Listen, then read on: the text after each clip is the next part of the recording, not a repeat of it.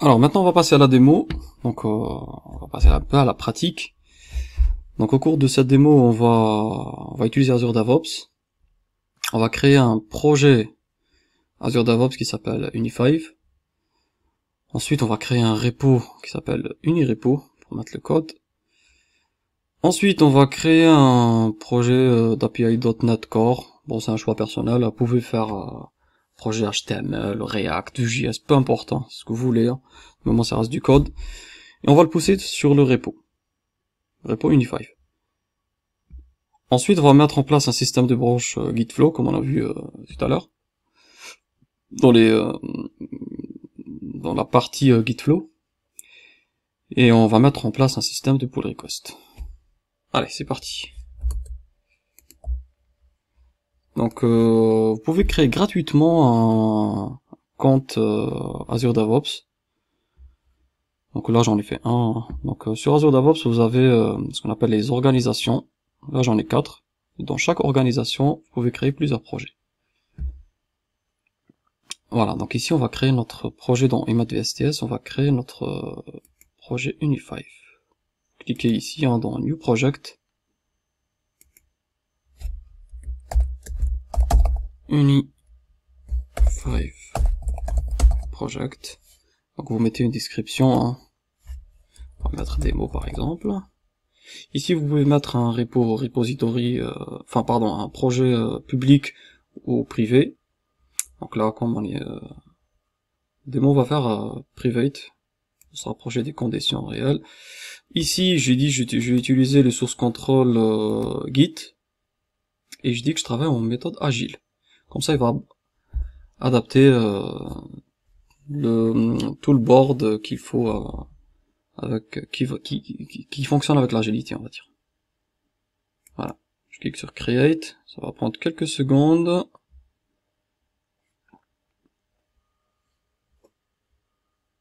C'est bon. Donc là, le projet il est créé. Ici, on a partie Overview, on peut créer des boards ici custom. Hein. On peut faire des dashboards aussi. Donc là, il n'y a rien parce que c'est normal, on peut mettre des wikis, c'est un nouveau projet. Donc, dans la partie board, on peut créer, c'est là, on va mettre nos sprints, notre backlog. Voilà, les sprints aussi. Et vous avez la partie repo ici. Voilà, donc c'est là où on va configurer, bon c'est pas le but de la formation, mais on peut faire énormément de choses. Hein. On a la partie repo, où on va gérer nos commits, nos push, nos branches, nos tags, nos pull requests. Et ensuite, on a la partie pipeline, test plan, artefact, qu'on verra plus tard. Donc là, on va se concentrer sur repo. On va créer il a créé par défaut Uni5 project ici. Donc là, nous, on va créer un nouveau repo qui s'appelle Unirepo.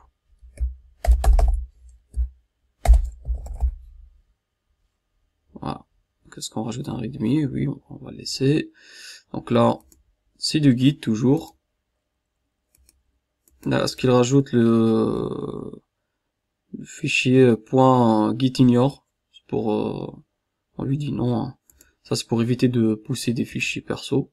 Donc on lui donne un répertoire à ignorer, comme ça il va pas pousser ces fichiers là. Ça peut être pratique. On fait create. Et le repo il est créé. Unirepo est créé avec un fichier par défaut, un fichier readme qu'on peut faire ce qu'on veut dedans.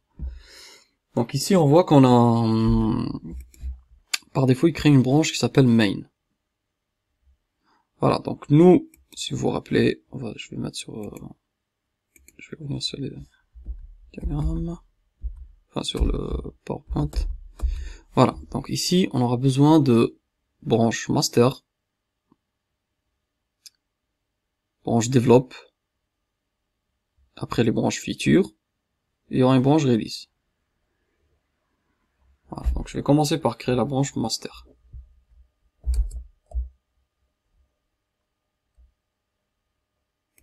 On va se mettre sur branche,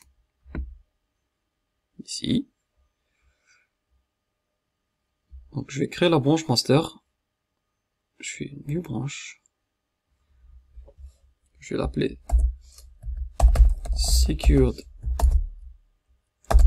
master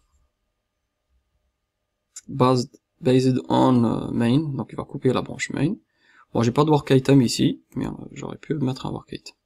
Je fais create, et là, créer un répertoire qui s'appelle secured. Donc je dis, si je mets secured, comme ça, je sais, vous verrez plus tard pourquoi je mets secured, peu importe le nom, c'est pour mettre des règles sur ce répertoire là. Par exemple, pour éviter les commits directement, ou je vais imposer les pull requests. On verra ça plus tard. Donc là, j'ai la branche master. Donc ce qu'on va faire, on va se mettre sur Visual Studio, créer notre projet d'API, le pousser sur master dans un premier temps. Ensuite, on va créer le reste des branches. Donc je vais mettre sur Visual Studio. Ici, je suis préalablement connecté, vous pouvez utiliser VS Code, peu importe l'outil que vous utilisez. Hein. Donc je suis déjà connecté avec mon compte perso. Je vais me connecter, gérer les connexions au projet. Donc, selon le compte que j'ai mis ici, il va me lister les organisations de mon Azure DevOps. Bon, ça prend des fois un peu de temps.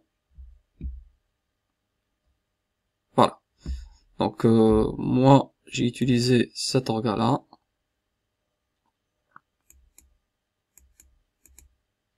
Et mon projet, c'est Uni5 Project. Mon repo, c'est UniRepo. Donc, je lui dis clone le repo dans le chemin source repo UniRepo. Je vais cloner. Et là, il va cloner à partir du serveur en local la branche master. Voilà. Donc, il a pris le main, pardon, ici. Donc, je vais me mettre sur la partie branche. Donc, moi, j'utilise l'interface graphique, mais vous pouvez utiliser aussi les lignes de commande hein, pour lister les branches. Moi, j'aime bien l'interface graphique, après, chacun son choix. Donc, tout ce qui est remote / origin, ça veut dire toutes les branches qui sont dans le serveur. Moi, comme j'ai cloné à partir de la branche par défaut qui est main, il m'a pris en local que la branche main. Maintenant, moi, je veux récupérer la branche secured master. Donc, je vais faire double-clic. Et il va la récupérer. Il arrive que des fois, on a des branches ici, on crée des branches côté serveur, mais on va pas les voir ici en local. Je vous montre l'exemple. Si je reviens ici, je rajoute, par exemple, une branche, je vais appeler test, à partir de main. Voilà, donc la branche elle est là. Si je reviens sur mon Visual Studio, je la vois pas. Donc, dans ces cas-là, vous pouvez travailler avec un collègue, il vous dit j'ai créé la branche, et vous lui dites attends, je vois pas ta branche. Bah là, il faut faire juste, vous prenez par exemple sur la branche où vous êtes et vous faites un fetch. Et là, il va récupérer les branches qui sont créées dans le serveur pour vous, voilà, pour vous les afficher ici. Si vous voulez prendre cette branche, bah, double-clic, elle sera clonée en local chez vous. Donc, revenons sur la branche master. Et créons le projet API.NET Core. Alors, nouveau projet. Donc là, on va cliquer ici. Suivant. On va l'appeler Uni API.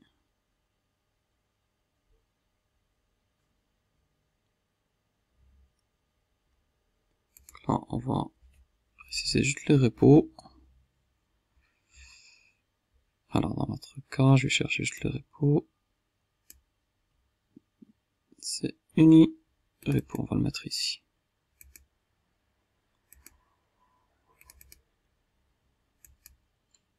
Voilà, donc on va le mettre dans ce repo là. Créer une nouvelle solution, on fait créer.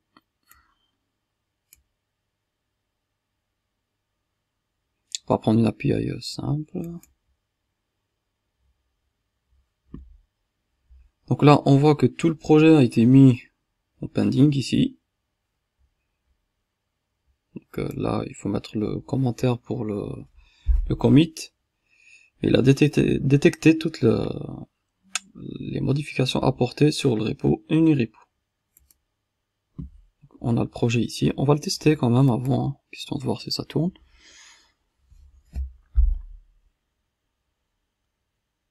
Donc ça reste le template par défaut.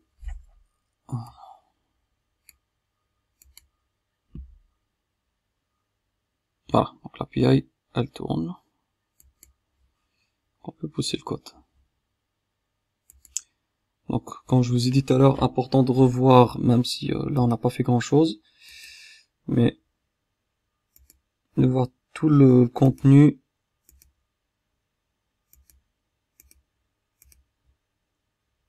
Voilà, donc il va pousser tout ça. Donc cette partie, on n'en a pas besoin. On va lui dire d'ignorer ces fichiers. Donc comment il va faire ça? Il va créer dans le répertoire un fichier .gitignore. Donc dans ce fichier-là, en fait, on va mettre le chemin à ignorer ici. Et en l'occurrence ici, c'est uni5/vs/uni5api. Donc il va l'ignorer, il va pas le mettre dans le commit. C'est un fichier qui est local. Donc on commit pas les fichiers qui sont créés en local. Enfin dont j'en ai pas besoin en fait, dont mes collègues n'ont pas besoin. Ensuite, je mets un commentaire ici. On va mettre API.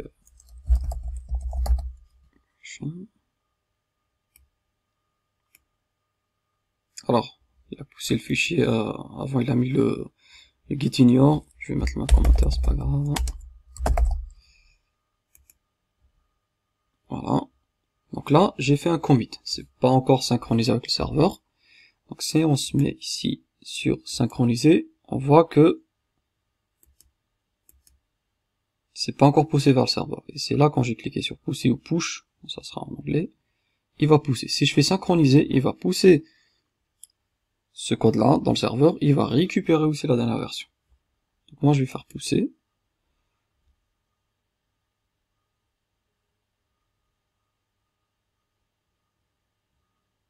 Voilà, donc il a poussé le code vers le serveur, et là on va voir, dès que je fais petit refresh, on voit que notre projet est créé ici. Bon ici j'aurais dû créer le même répertoire, mais c'est pas grave.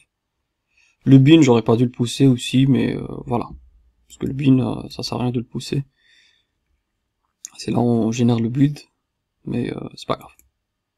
Voilà, donc notre projet est poussé, ici dans la branche master. Donc si on revient à notre système Git, on a cette branche là. Donc là on va tirer la branche développe. On va retourner dans branche. Je vais supprimer la branche test parce que ne sert pas grand chose. Pareil pour main, on n'a pas besoin.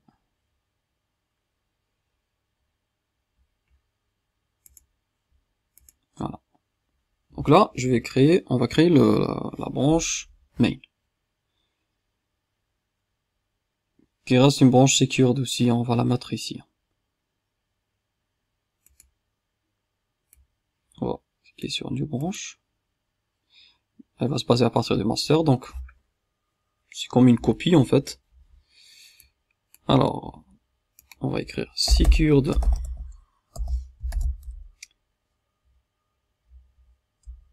branche dev, on va l'appeler dev.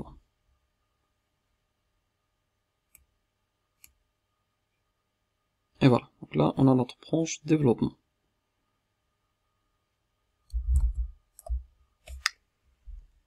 Donc on a nos deux branches. Maintenant on va faire un use case.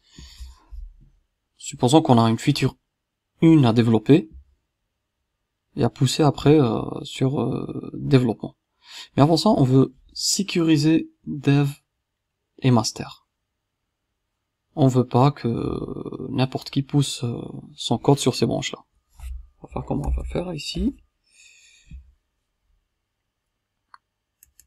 Donc ici, on va se mettre sur branche policy. Je clique sur le répertoire ici, et je vais faire branche policy.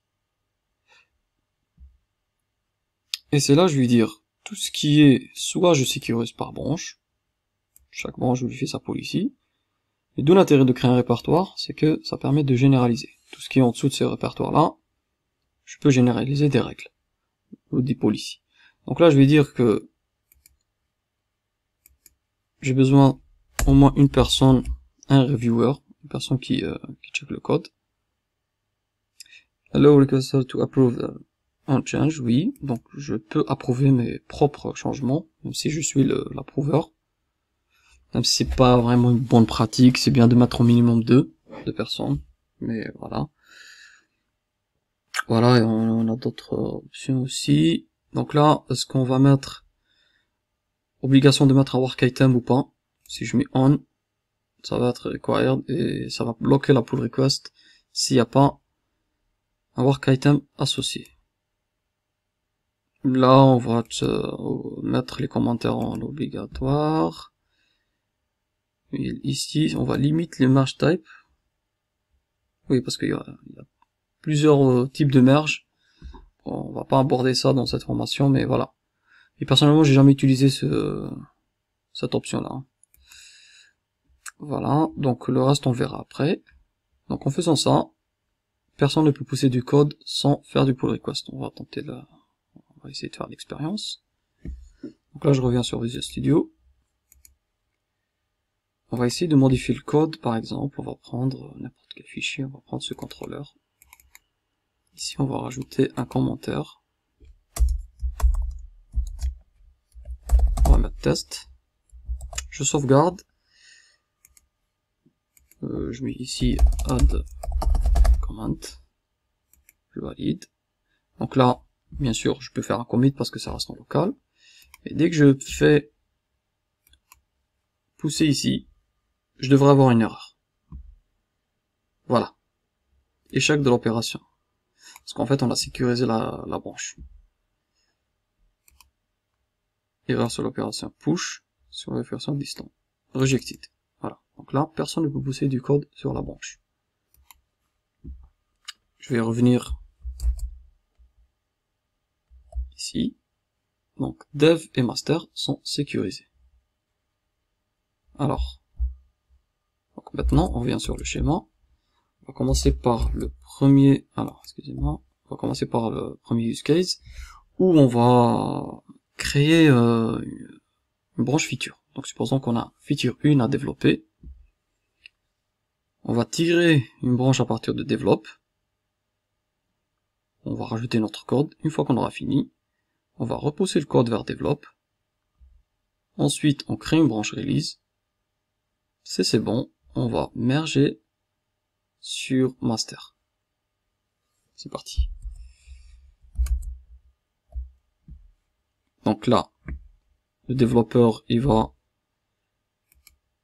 peut le faire soit ici ou soit sur son poste, c'est pareil. Hein, donc, on peut aller sur branche.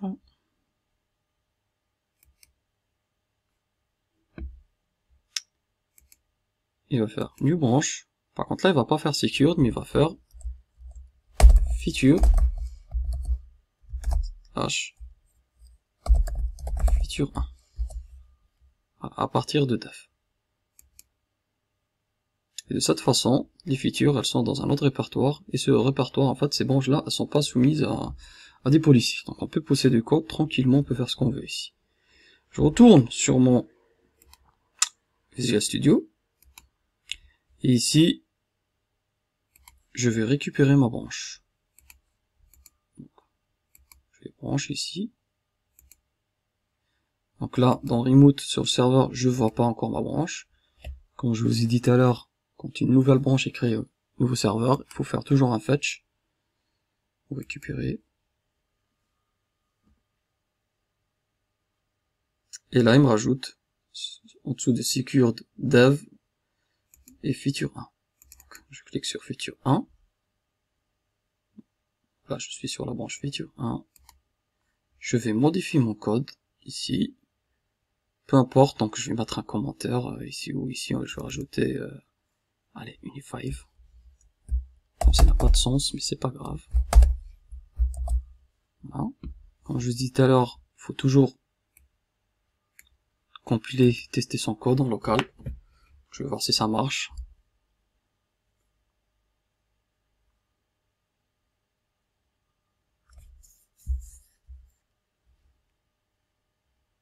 Voilà, la valeur elle est rajoutée ici. Donc je peux pousser mon code. Donc là,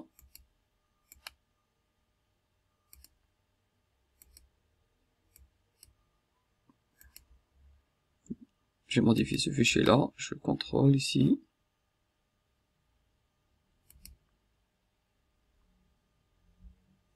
Voilà, c'est ça mes modifs, donc je peux pousser mon code. Donc ces deux là, j'ai pas besoin de les pousser, donc dans un premier temps je vais faire juste, il faut le mettre dans un git ignore, et je vais faire indexer. Je peux vous montrer, en fait, on peut sélectionner les fichiers à pousser, et laisser les autres, pour faire des commits bien ciblés. Ici, add Uni5. Je valide. Et je pousse mon code sur la branche feature 1.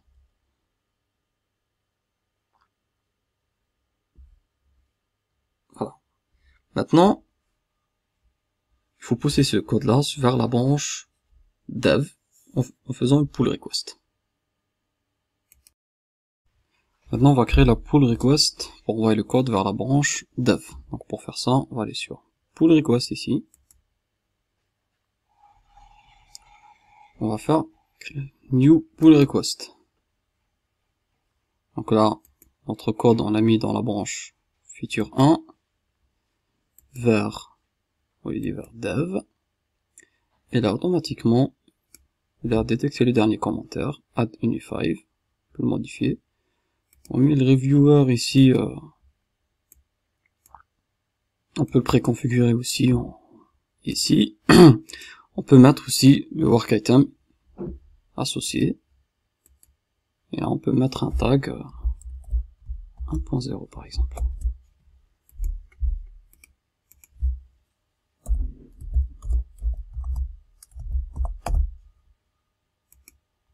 Voilà. On fait create.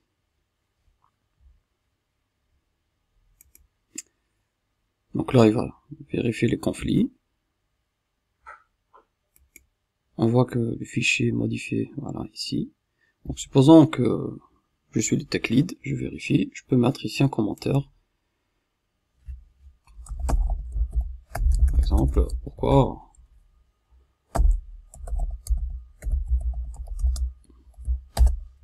faire? On peut mettre un petit commentaire ici, que le développeur va ensuite lire. Il peut même nous répondre et nous expliquer ou justifier pourquoi on a modifié ce code-là. Voilà, juste pour l'exemple. Voilà, donc le tech lead va voir ici le changement, il dit ouais c'est bon, ça me va. Cliquez sur approuve.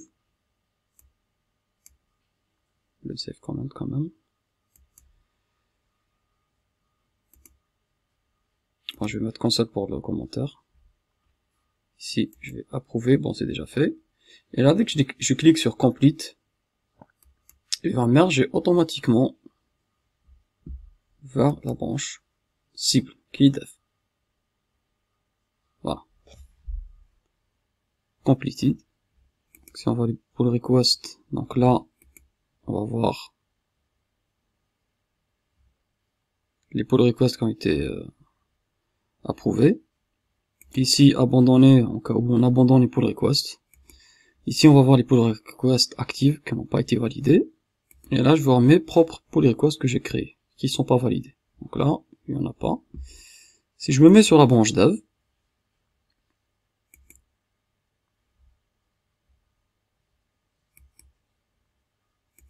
on va voir le contrôleur qu'on a modifié. On va voir Uni5 ici. Si on voit l'historique, Voilà, on sait qui a fait ce code-là. En l'occurrence, c'est moi. Donc, voilà, donc le code ici, donc si on revient au schéma qu'on a défini,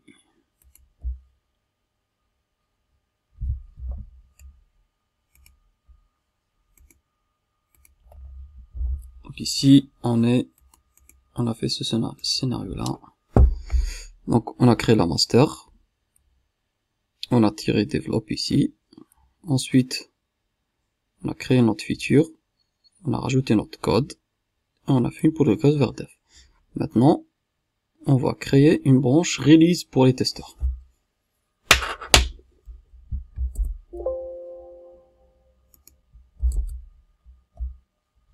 Donc, toujours on retourne sur branche.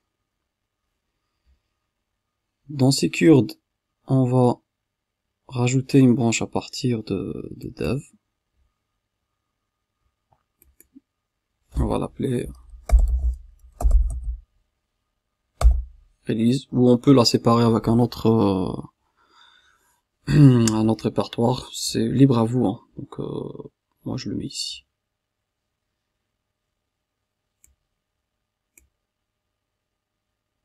Alors j'ai pas mis secured, pardon, je vais la supprimer. Delete branche.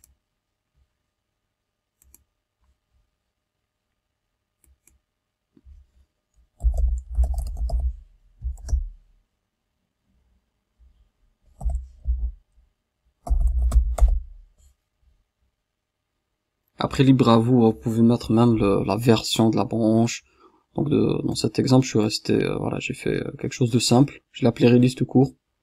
Mais voilà, ça c'est à vous de voir après. Et c'est là j'ai ma branche release. Donc supposons qu'il y a un bug, on m'a signalé un bug sur la release. Donc dans ce cas-là, on va créer en fait à partir de la branche release, on crée une branche avec le nom bug, on va l'appeler bug 1 ici. On va pousser le code sur release pour corriger le bug, et ensuite on le met sur développement pour que les autres développeurs récupèrent cette correction. C'est parti. Donc ici je vais mettre sur branche. Je vais mettre un petit fetch pour récupérer la branche release ici, en local chez moi. Voilà. Release. Et à partir de cette branche release, je vais créer une branche en local. Là, je le fais différemment que tout à l'heure, hein. J'aurais pu le créer sur Azure DevOps, mais là, je vais le faire en local. Nouvelle branche locale. Donc, on va l'appeler bug 1. À partir de la branche release, je fais create. Donc la branche, on voit qu'il n'y a pas la petite flèche verte. Ça veut dire que la branche, elle est créée en local chez moi. Elle n'existe pas côté serveur. Si on se met côté serveur, on va pas la voir. Voilà. Donc, même si je fais un petit refresh ici, on va pas voir la branche bug. Je rappelle qu'on peut pas pousser du code directement sur release, parce qu'elle est sécurisée. Il faut une pull request. Donc, je corrige mon bug ici. Par exemple, le bug dit que c'est pas Uni5, mais il faut l'appeler IMAD.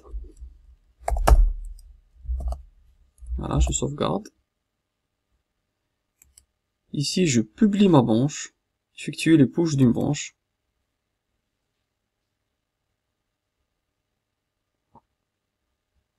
Donc là, il a publié la branche côté serveur.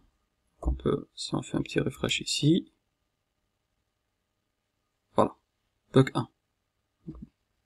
Là, j'ai publié ma branche qui était en local. Ensuite, bien sûr, je contrôle toujours mon code ici, comparer. J'ai mis IMAD ici. Je fais un petit test quand même, avant de pousser, comme d'habitude.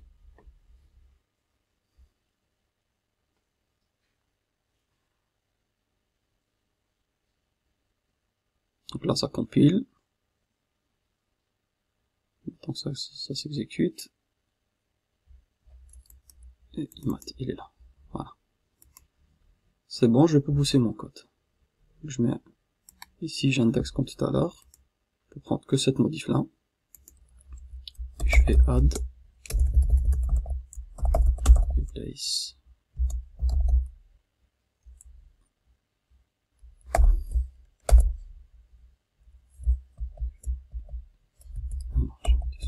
Clavier, c'est bon. Pareil. Donc là, je fais mon commit. Ensuite, je pousse mon code. Donc là, le développeur qui a corrigé ce bug doit le pousser sur la branche release et ensuite dev. Donc là, il y a 2 pull requests à faire. Pull request. Donc là, déjà, il me propose de créer une pull request à partir de la branche. Il a détecté qu'il y a un push qui a été fait sur bug 1. Donc je lui dis create pull request. Je lui donne la cible. Là, c'est feature 1, c'est pas ce que je veux. Moi, je veux vers release. Il met le commentaire automatiquement.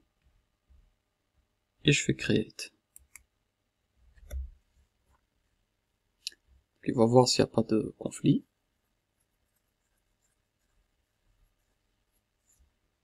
Si je vois le file pour voir ce qui a été modifié, le tech lead va voir, ok, c'est ce qui a été demandé.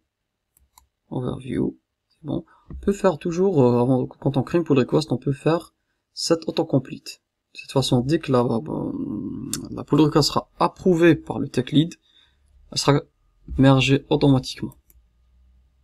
Voilà. Et on dit delete la branche after merging. Ça veut dire, dès que la pull request, elle est passée, il va supprimer la branche automatiquement. Set autocomplete. Voilà. Donc maintenant, je vais me connecter en tant que TechLead par exemple. Je vois cette pull request. Là, je vais voir une pull request active. Je vois qu'elle autocomplete. Je contrôle le code. Est-ce que ça a été demandé? Parfait. Je valide. Et là, dès que je fais approve, vous allez voir, pas besoin, voilà. Là, pas besoin de faire de complete, ça s'est fait automatiquement. On va voir s'il a supprimé quand même la branche. Et là, la branche, elle a disparu. Voilà. Et le code, il est dans release. Si on va voir ici. Non, c'est dans contrôleur. On va trouver imat. Voilà. Maintenant, il faut pousser le code vers develop. Donc là, on a 2 manières de faire, vu qu'on a supprimé la branche. On peut créer une pull request de bug 1 vers dev. Ou on peut faire ce qu'on appelle un cherry pick. Donc, je prends la même pull request, et je dis, envoie le même code. Target branch, ça va dev. Il va prendre la même pull request, la balancer, voilà, vers dev. En prenant les mêmes commentaires, et rajouter juste que c'est un cherry pick quand même. Je crée ma pull request, comme ça j'ai pas à le faire 2 fois. Je mets mon set autocomplete, et là c'est en attente de TechLead en fait pour qu'il approuve la pull request. Maintenant, je suis le TechLead, je vais voir les pull requests qui sont actives.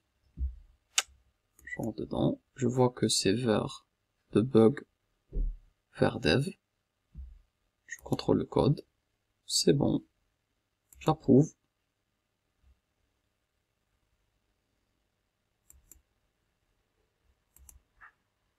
Et c'est passé. Maintenant on check la branche dev. Contrôleur. On va trouver IMAT ici. Si on regarde l'historique, voilà, replace unified by IMAT. Voilà, donc là le bug est passé, on a corrigé un bug, on l'a mis sur la branche release, ensuite on l'a mis dans la branche dev. Prochain développeur qui va prendre la branche dev, il va avoir cette correction, et il va développer sa feature en ayant la dernière version du code. Maintenant on va merger la branche release avec la branche master pour la mise en prod. Alors, donc là, on suppose que voilà, les tests ont été faits, tout fonctionne correctement, et on est prêt pour aller à la prod. Donc là, pareil, on va créer une pull request.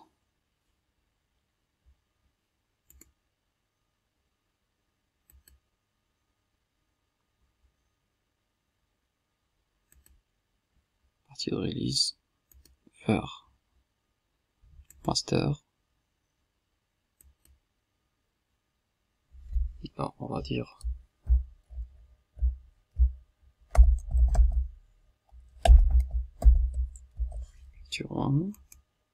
main descriptive si on veut. Ici, on va dire, allez, c'est la version 1.0.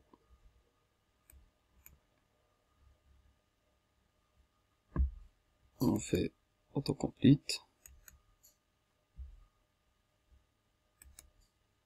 Voilà ce qu'on a fait. Donc avant il y avait freezing, et maintenant c'est IMAT. Donc le tech lead, bien sûr, il va venir, il va contrôler derrière le code. Donc là c'est un petit exemple, hein. Et il va approuver.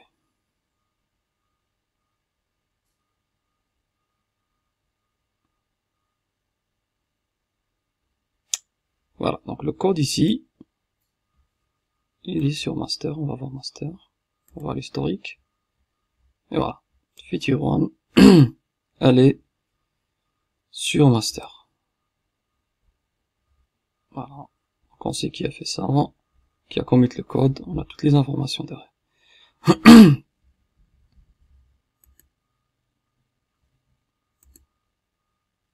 Voilà, et on a toute l'historique aussi derrière.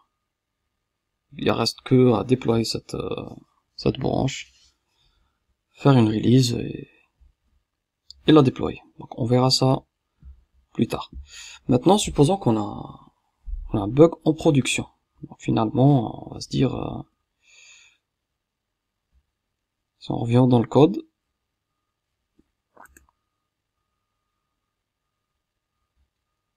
ici au lieu de mettre cool, il faut mettre cool 1 par exemple. Donc là c'est un bug en prod. Donc si on revient au schéma, bitflow, ici ça s'appelle un hotfix. Donc il faut qu'on corrige ce bug rapidement en prod et après le mettre sur develop pour que les développeurs aient la dernière version aussi et le patch. Donc c'est parti. On va créer une branche à partir de master, toujours, hein, quand il y a un hotfix en prod, toujours créer une branche à partir de master. New branch, based on master, on va l'appeler hotfix 1, et on crée la branche. Donc le développeur va se mettre sur son Visual Studio ici, il va aller dans branche, il va pas voir la branche ici bien sûr, il faut qu'il fasse un fetch.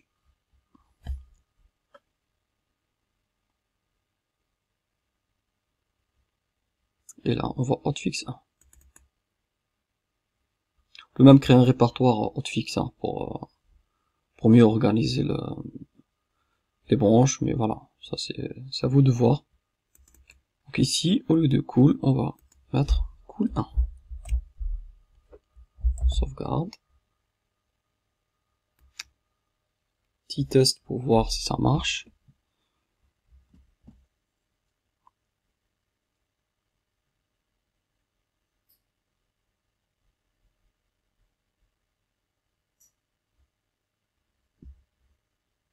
Et on a un cool 1. Où est-ce qu'il est?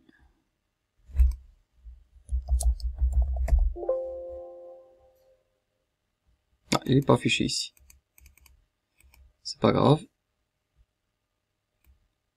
Ça tourne.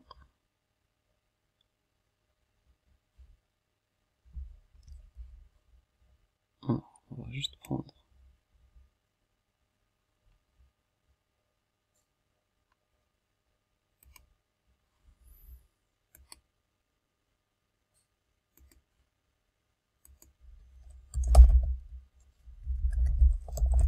Replace cool by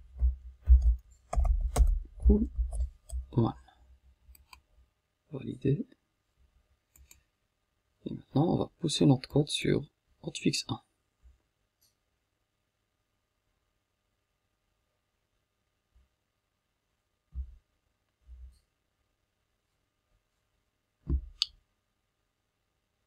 Petit problème de connexion peut-être. C'est bon. Maintenant, on va se mettre sur... On va créer notre pull request vers la branche master. D'ailleurs, il me propose ici de créer la pull request. Hotfix. Et je vais mettre master. Replace cool by cool 1. Et ici, on va faire 1.1 par exemple. C'est un patch. Voilà. Je vais create. Ici, je fais set autocomplete. Et je dis delete after merging. Set autocomplete. Le tech lead va venir, va voir les branches actives. Il va contrôler. Il va voir que cool 1, cool a été remplacé par cool 1. C'est bon. Il approuve. Et là, le merge se fait automatiquement. Voilà, c'est fait. La branche a été supprimée. Maintenant, il faut envoyer le code vers développement. Sur la branche dev, on fait un cherry pick. Target, c'est dev. Cherry pick.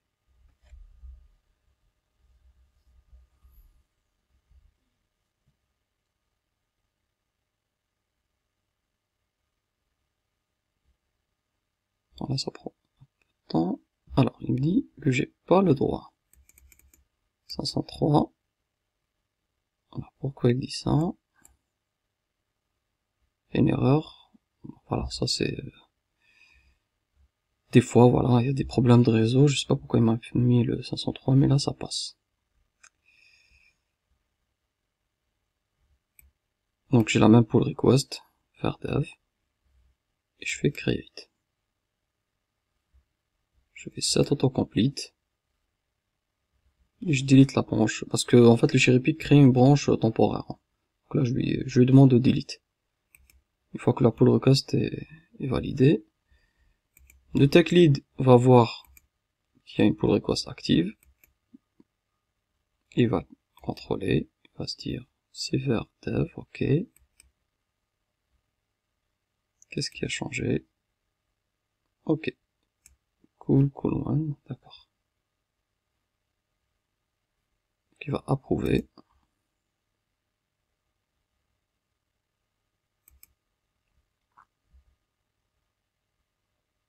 Et le code est mis à jour sur dev. Et là, si on check la branche dev, on va voir l'historique. On va voir replace cool by cool one. On a tout l'historique ici. Voilà, après, dans cette démo, j'ai fait au plus simple.